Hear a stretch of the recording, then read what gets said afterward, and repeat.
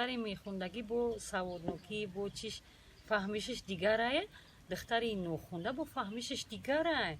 انا نرخ نواشون دخترای خوندگی 3 تا 3.5 تا های، دخترای نوخونده 2 تا 1.5 تا. چی گونه که ما میدونیم از شما در بلاغ قید کردید که مثلا با کدام خیشی نزدیکتون مثلا از قلی رفتید، این چی گونه بود؟ این چی میخواه مثلا کی را میخواه؟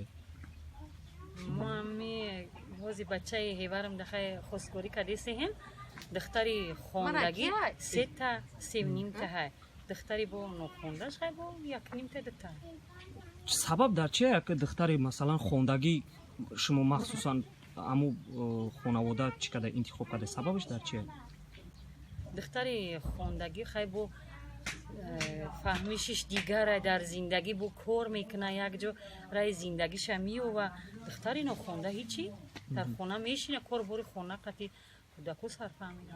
یعنی سبب همین است که مثلا امروز توجه بیشتر شده به خوندگی دخترای خوندگی همه خیلی بسیارتر دخترای خوندگی قطعی خسکوری کیسن، دخترای نخونده قطعی کم شده. همین دهه شما دا بگیم که همین سالهای اخیر چقدر دختری خوندگی مثلا به شوهر برآمد، خواستگاری اونها چه خیلی بود؟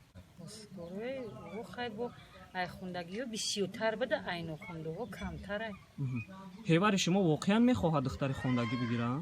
آوا میخواد که دختری خوندگی بگیریم که فهمیش بود دیگر باشده.